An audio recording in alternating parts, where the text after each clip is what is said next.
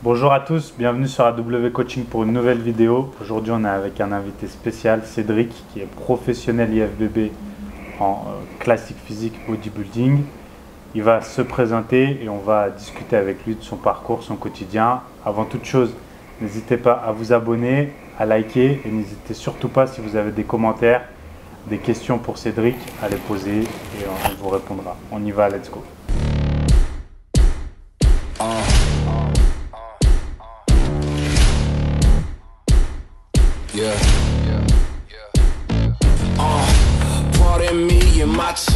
Bonjour Cédric. Bonjour Anthony.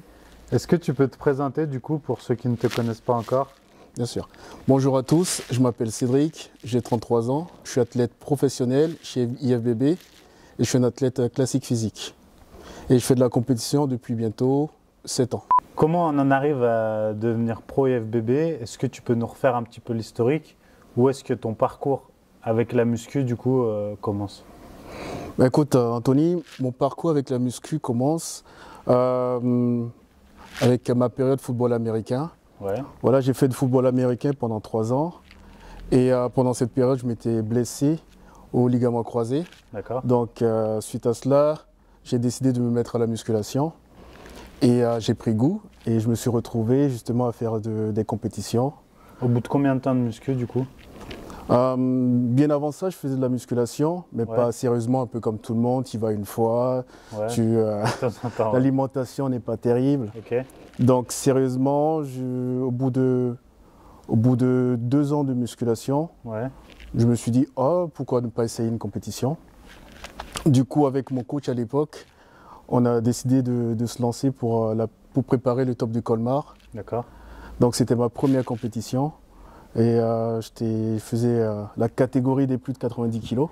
Donc tu avais déjà un gros gabarit déjà au bout de 2 ans de muscu. Oui, on peut appeler ça Ouais, un gros quand gabarit. Quand même. Est-ce que tu mesures, rappelle-nous combien? 1m78. 1m78, ok. Qu'on resitue un peu. Moi, je fais 1m78. Actuellement, je fais 108-109 kg. Ok, et là tu faisais donc déjà 90 kg. Oui, je faisais 90 kg, ouais. Ok. Donc, Et quand tu as commencé la muscu, tu te souviens à peu près du poids que tu faisais? quand j'ai commencé la muscu, je faisais aux alentours de... Je pense que je faisais 85 kg. 85 kg. Quand j'ai vraiment commencé la muscu, bien avant ça, bien avant le football américain, je faisais 85 kg.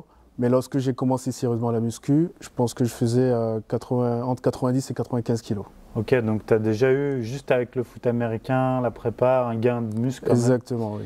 Et après, tu en es venu petit à petit plus à la muscu. Voilà. Première compète Colmar, ça a donné quoi?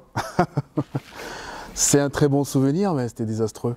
Ok. Premier compète Colmar, c'était la première expérience. On découvre le monde du bodybuilding. Le niveau, tout le monde le sait, à Colmar, c'est incroyable. Ouais.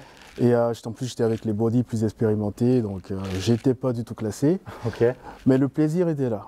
Ok, Donc, tu as quand même pris plaisir et tu as eu envie de le exactement, refaire. c'est ça. Ça m'a donné l'envie. C'était catastrophique, pourquoi? À cause du manque de connaissances diète-entraînement ou c'était trop tôt? Non, c'était pas trop tôt parce qu'il fallait bien mettre un pied dedans. Ouais. C'était plus niveau posing, c'était pas Ok. vraiment travaillé à l'époque. Et c'était aussi par rapport à la sèche. La sèche n'était pas très poussée. Donc disons que c'était quelque chose d'assez soft Ouais. pour une première compétition. Et forcément, on est un peu déçu quand on ne fait pas partie des meilleurs tout de suite. Ouais, normal. Donc voilà, c'est le petit côté ambitieux aussi. Et ça m'a permis quand même de mettre... de voir ce qui n'allait pas, de travailler un peu plus derrière pour revenir encore un peu plus fort. Ok, donc première compète, t'avais quel âge? Première compète, je pense que je devais avoir, oh là là là. Je pense 25, 26 ans. Ok. Ouais, 25, 26. Après, il y en a eu combien avant d'être pro? Après, il y en a eu pas mal parce que j'ai fait des compètes en IFBB à l'époque où c'était IFBB tout court. Ouais, c'était mélangé. Ouais, c'était FTC, mélangé. Voilà, j'ai fait les championnats de France, j'ai fait quelques grands prix notamment. Le Grand Prix des Pyrénées, le Grand Prix de Lyon, j'ai fait plusieurs championnats de France, les championnats, tout ce qui était régional, D'accord. et je pense une dizaine de compètes. Hein. Ok. Et Ensuite, j'ai changé de ligue. Ouais, t'as voulu faire NPC. Exactement, j'ai voulu faire NPC Et après avoir été champion de France. Est-ce que t'as voulu faire NPC vraiment dans le but de passer pro ou juste Absolument par passion pas, parce c'était que des grosses compètes? Non, c'était surtout par passion, parce que moi je le fais vraiment, c'est quelque chose que je kiffe. Ok. Et j'avais pas du tout en tête de passer pro, ni quoi que ce soit, c'était juste kiffer et faire partie des meilleurs. Ok. Donc voilà, je fais pas de compétition pour faire partie des derniers non plus, j'aime pas ça. Donc je me donne à fond et il s'est trouvé que j'ai pu passer pro, notamment avec mon coach Essan NFC, Ouais. avec qui j'ai fait ma première compète NPC, où j'ai fini premier, j'ai perdu à l'overall et j'ai eu ma carte pro à la deuxième compétition à Amsterdam. Ok. Et qu'est-ce que ça fait de passer pro? Après autant d'années de compète et tout, qu'est-ce que ça fait? Qu'est-ce que ça déclenche psychologiquement déjà? Bah, psychologiquement déjà, je pense que ça... Déjà c'est une sorte de reconnaissance, tu fais partie d'une sorte d'élite, on va dire, Ouais. parmi les meilleurs, même s'il y a beaucoup de pros. Ouais, on a beau dire ce qu'on veut dire, plus qu'avant. tout le monde n'est pas pro non plus. Oui, oui, Donc oui. non, déjà ça te donne, ça t'encourage, ça te montre que tu es sur la bonne voie. Et sinon ça ne change rien à ma vie quotidienne. Ça ne me rapporte rien de spécial à part un peu plus de motivation pour évoluer. Justement, ça c'est intéressant. On discutait en off et j'étais enfin assez surpris. Oui et non, mais ce qui est à part chez toi et qui est bien, c'est que tu as les deux pieds bien ancrés dans le monde normal et les deux pieds bien sur terre, donc c'est fort appréciable parce qu'il y en a qui peuvent se perdre un peu dans le bodybuilding. C'est compréhensible parce que c'est tellement prenant et c'est tellement de passion qu'on peut se perdre. Et quand je dis se perdre, c'est oublier le reste de la vie, je veux dire. Tout à fait. C'est pas une critique que je fais, c'est un constat, oublier la vie perso, la famille, etc. Je sens que chez toi, c'est pas du tout ça. Non, non. Bien au contraire, la musculation pour moi, ça reste une passion avant tout. Ouais. Et je n'en vis pas, déjà pour commencer. Et ça reste une passion et j'ai toujours su garder les pieds sur terre, pardon, parce que je travaille à côté, la vraie vie, on ne l'oublie pas, la famille, les valeurs. Et la musculation, le bodybuilding, c'est plus un moyen de se dépasser. Et voilà, il ne faut pas le prendre comme un saint Graal qui fait de vous quelqu'un d'exceptionnel lorsque vous atteignez vos objectifs. Donc pour moi, la musculation, voilà, ça reste une passion. Et je reste accroché à la vraie vie, aux amis, aux petits repas du quotidien. Voilà, ça ne m'a pas fait oublier la vraie vie. Parce que je suis aussi entouré de bonnes personnes qui me permettent aussi de garder les pieds sur terre. Est-ce que ton cercle proche d'amis, justement, il est dans le milieu ou pas spécialement? Absolument pas. Okay. Absolument pas. J'ai mon meilleur pote qui ne fait pas du tout de musculation. S'il s'entraîne, mais il n'est pas dans le body. Ouais. La plupart de mes amis ne sont pas dedans, font d'autres sports. Mais j'ai des amis dans le bodybuilding, bien sûr. Mais c'est peut-être ce qui fait que... Ouais, je pense justement, pour ça que je pose la question, je pense que c'est quelque chose d'intéressant. Parce que si tu dérives trop à l'extrême, ça peut te montrer que ces gens-là peuvent te rappeler Tout à que fait. tu vas peut-être trop loin, je pense. Je ne sais pas ce que tu en penses, mais je pense que ça peut être pas mal. Oui, ça peut être pas mal. Oui, c'est un plus pour garder, comment dire, le sens des choses réelles, de la réalité. Mais tout dépend de toi aussi. Tout dépend de comment tu t'approches du bodybuilding, de la compétition. Il y a des gens qui font totalement abstraction de la vie réelle autour d'eux et qui vivent que bodybuilding. Alors qu'il y en a d'autres qui... Après, je pense que c'est plus un équilibre personnel qu'il faut trouver. Et pour pouvoir, comment dire, garder les pieds sur terre et garder les pieds dans la réalité. Après, je ne sais pas s'il y a une formule magique pour... Non, je pense pas. Après, tout dépend de chacun, mais s'entourer de personnes qui ne sont pas dans le body, je pense que ça peut aider. Ok. Pour garder les pieds sur terre. Du coup, comment s'articule, est-ce que tu peux expliquer un peu comment ça s'articule le quotidien d'un bodybuilder pro? Qu'est-ce que ça change par rapport à quand tu étais amateur?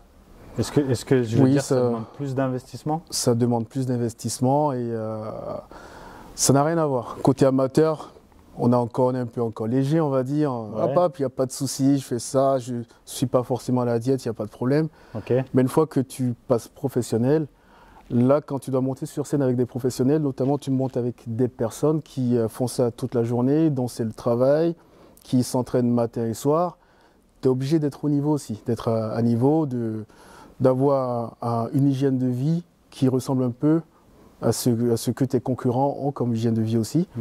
Donc tu es obligé de monter un peu le niveau, on va dire, que ce soit niveau entraînement, que ce soit niveau diète, tu es un peu vachement plus strict. Et voilà, c'est beaucoup plus sérieux, ça n'a rien à voir avec les amateurs. En amateur, c'est encore simple, mais en professionnel… Par exemple, au niveau de la diète, ça a changé quoi pour toi? Tu as fait 2 compètes, tu me disais, professionnelles pour l'instant. Oui, tout à fait, ouais. Quelle était la différence vraiment en termes de diète entre pro et amateur? Alors la différence au niveau diète entre amateur et pro, quand tu es pro, c'est vachement plus strict, c'est plus poussé, tu respectes vraiment tous les repas au gramme près, il n'y a plus d'approximation, c'est vraiment carré. Les ingrédients, ça ne change pas, c'est la diète standard pour tout le monde, mais je dirais que plus c'est au niveau de l'entraînement. Ah, c'est vraiment plus du tout le même entraînement, c'est un entraînement totalement différent. On est plus dans la peaufination, on va dire. Quand tu es amateur, tu travailles un peu l'intégralité de ton physique si tu veux, histoire d'avoir un bon physique à présenter, mais une fois que tu passes pro, ça se joue sur des détails. Ok. Donc tu es plus dans l'équilibre au niveau de ton physique, travailler un peu plus un point, un peu moins un autre. Si tu as un point fort, tu ne le travailles pas plus que les autres pour ne pas créer un déséquilibre. Donc pour moi, la grosse différence ne se trouve pas forcément au niveau de la diète, même s'il faut avoir une diète un peu plus stricte, mais c'est plus au niveau de l'entraînement, de comment tu approches ton entraînement. Et aussi au niveau de la diète, bien évidemment, quand tu es en sèche, c'est beaucoup plus poussé, parce que c'est plus loin exigeant. Dans les restrictions. Ouais. Totalement, oui. Et par exemple, quand tu dis au niveau de l'entraînement, c'est plus poussé, c'est aussi en termes de volume, de temps que ça te prend dans la vie Oui, en termes de temps que ça te prend dans la vie, oui, tes entraînements sont un peu plus longs aussi parce que tu cherches à t'améliorer vraiment. Les critères des juges sont plus durs, donc il faut que tout soit vraiment impeccable. Quand je dis impeccable, c'est faut que tu aies une qualité de peau vraiment top, faut que tu aies des stries à certains endroits. Donc tout ça, ça demande plus de travail à la salle quand même. Donc plus de travail ciblé. Qui dit travail ciblé dit plus de temps à la salle forcément. Disons en amateur, tu viens, tu te donnes 1 heure ou 1h30 d'entraînement, alors que quand tu passes pro, quand tu cibles un muscle, tu ne te dis pas je vais le faire en 45 minutes, tu y vas. Et au fil de l'entraînement, tu comptes pas tes heures, on va dire. Ok. Voilà. Donc là, par exemple, en termes de volume horaire à la semaine, tu passes combien de temps à la salle? Tu sais chiffrer à peu près? Combien de fois par semaine déjà tu t'entraînes? J'y vais 6 fois par semaine déjà et entre 1h30 et 2h. Ok. Ouais, pour moi, c'est ce qui me correspond. Mais il y a des fois, je fais des séances qui durent 1 heure, comme les épaules, où c'est assez rapide. Mais souvent, je fais 2 groupes musculaires, donc ça me met un peu plus de temps et voilà, je travaille un peu plus intelligemment. Et en fin de sèche, ça t'arrive de t'entraîner 2 fois par jour ou pas du tout? Oui, ça peut m'arriver lorsque je sens que je suis un peu en retard. Okay. Ça peut m'arriver de faire du cardio le matin, ensuite de revenir l'après-midi, de refaire un entraînement, de faire un entraînement plus une autre séance de cardio. Ok. Ah oui, d'accord. Ouais, donc ça peut m'arriver quand je sens que je prends du retard ou je sens que au stade de la sèche où j'en suis, j'ai pas les résultats que je devrais avoir. Donc d'accord. c'est à ce moment-là que l'entraînement, je peux placer 2 entraînements par jour. D'accord, ok. Donc là, ça a vraiment changé. C'est vraiment une autre approche. Est-ce que psychologiquement aussi, tu as plus de pression? Parce que tu disais, tu concours en amateur, tu prenais du plaisir. Ouais. Est-ce que tu as autant de plaisir à préparer une compète pro ou tu dirais que c'est plus de pression? Parce que moi, j'imagine beaucoup plus de pression quand même. Ouais, je prends toujours autant de plaisir, mais il y a beaucoup plus de pression quand même. Parce que tu n'y vas pas pour faire de la figuration. Là, tu as vraiment c'est plus des amateurs que tu as en face, c'est des professionnels. Et tu te dois d'être au niveau. Et tout le monde te regarde. Ouais, tout le monde te regarde aussi. C'est pas la même chose, et oui. C'est pas la même chose. Et voilà, on n'a pas envie on a envie de briller, donc on a envie d'être au même niveau que les autres. Donc, ce qui fait que tu as une pression quand même, une pression de résultat par rapport à toi-même, qu'il faut savoir gérer. Donc, oui, je dirais qu'il y a plus de pression. Plus de pression pour être à la hauteur. Et du coup, comment tu concilies ça, par exemple, tes dernières préparations? Comment tu arrives à le concilier à ta vie pro? Parce que, bon, peut-être sans rentrer dans le détail, mais tu fais un boulot qui n'a rien à voir, vraiment Ouais, sérieux, on peut le dire. Il faut être sérieux, voilà, il faut être présent, il faut être alerte Tout à fait, fais mentalement. attention. Voilà. Il faut faire attention. Tu as une vie perso. Tout voilà. à fait. Donc, pareil, il faut être là. Exactement. Et dispo. Comment tu gères, en faisant une sèche aussi poussée, une prépa professionnelle, comment tu gères tout le reste? Après, tout le reste, pour gérer, c'est l'expérience, on va dire. Ok. Donc, c'est vrai que tu as fait déjà pas mal de oui, il compétences. faut de la pratique, il faut apprendre à se connaître déjà. Et à partir du moment où tu te connais, tu sais qu'à certaines étapes d'une sèche, tu sais comment tu te sens, tu agis en conséquence. Donc, ce que je veux dire par là, tu sais que tu as de l'entourage, tu vis avec quelqu'un, tu as des collègues de travail. Tu ne peux pas te permettre, lorsque tu es en sèche, de laisser ton humeur dicter ta conduite. Ouais, c'est dur. Donc, il faut que tu mettes ça de côté. Tu peux venir au travail, tu as faim, tu n'es pas bien. Mais en gros, ce n'est pas les autres qui t'obligent à le faire. Donc, Ouais. voilà. Tu es au sein d'un groupe, d'un collectif où qui ne doit pas subir ton humeur. Donc, moi, pour le faire, je sais pas, c'est peut-être l'expérience qui fait ça, mais j'arrive à plutôt bien le faire. J'arrive à faire la part des choses. Je ne dis pas que je suis forcément de super bonne humeur, car je suis plutôt de bonne humeur. Mais ça peut m'arriver de ne pas être de bonne humeur. Mais dans ce cas, il faut savoir s'isoler et ne pas faire subir sa mauvaise humeur aux autres. Tu arrives assez facilement à le faire, ça, vraiment au quotidien quand tu es en sèche? Oui, ça fait peut-être partie de ma personnalité. J'ai pas de difficulté particulière pour ça à me contrôler. C'est peut-être l'expérience avec le temps aussi. Et aussi à chaque fois que tu t'es en sèche, tu dis voilà, tu le fais pour toi. Il faut forcément penser aux autres autour de toi. À chaque fois que tu n'es pas de bonne humeur, respirer un bon coup et se dire je le fais pour moi, les autres n'ont rien à voir. Et puis tu prends plaisir justement à faire ce que tu fais. Ok, super. Et dans le cadre pro comme ça et dans le cadre personnel, est-ce que ça impacte quand même la vie de couple, la vie de famille? Parce que tu disais les repas de famille, mais bon, à la fin, les repas de famille, c'est plus compliqué. Comment tu gères ça du coup? Peut-être qu'ils te soutiennent à fond et ça va? Oui, non. Disons, comment dire, les repas, ça n'a jamais été un problème pour moi. J'ai le mental pour ça. Ouais. J'ai vraiment le mental pour ça. Donc au contraire, c'est carrément moi qui incite les gens à faire un resto s'il faut. Mais je ne vais pas manger la même chose que les autres parce que, comment dire, mon objectif est tellement immense que je peux pas fléchir. Je ne fléchis pas parce que j'ai mis ma volonté. Et quand ta volonté est assez forte, tu arrives à dépasser certaines choses, notamment un repas avec des collègues. Je ne dis pas que tu n'es pas tenté quand il y a des croissants qui sentent super bons et que ça fait 2 mois que tu n'as pas mangé de sucre. Mais il faut savoir résister et savoir ce qu'on veut. Donc moi, souvent, la plupart du temps, je sais ce que je veux, je sais où je vais, et ça me permet de tenir. Donc voilà. Ça m'est arrivé aussi de craquer, ça c'est vrai.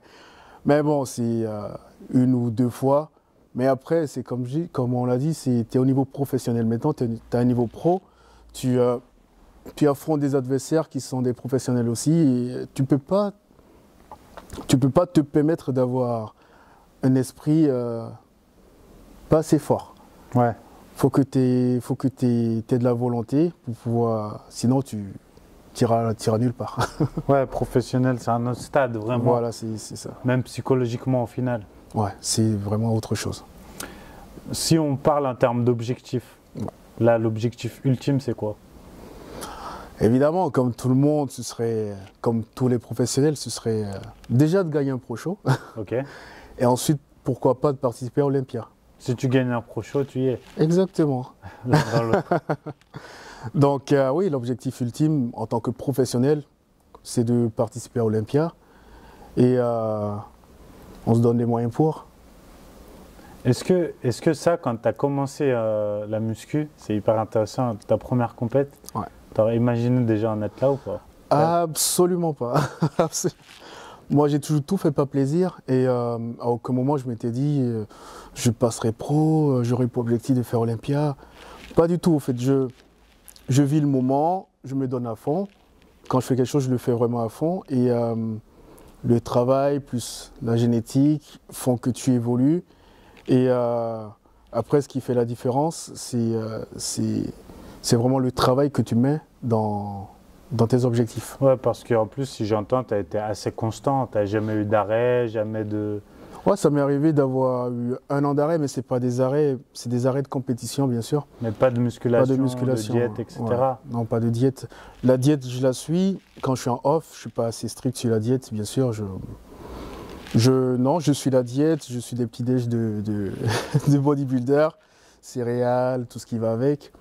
Mais à côté, je me fais des petits plaisirs, ce qui me permet de profiter pleinement de ma passion aussi. Ouais. Parce de que, tenir sur le long terme. Exactement, tenir sur le long terme, c'est ça. Ok, super. Cédric, merci beaucoup. Merci à toi, Anthony. Et on va suivre tout ça alors en te souhaitant d'être rapidement à Olympia, si rapidement tu voudras. Si Dieu le veut, et puis on va mettre le travail qu'il faut. On suivra ça. Cas, merci beaucoup. Merci à tous. N'hésitez pas à liker, à vous abonner, à partager et commenter. Si vous avez des questions pour Cédric, n'hésitez surtout pas à lui poser. Et on se retrouve très vite pour une nouvelle vidéo. A plus, bye bye.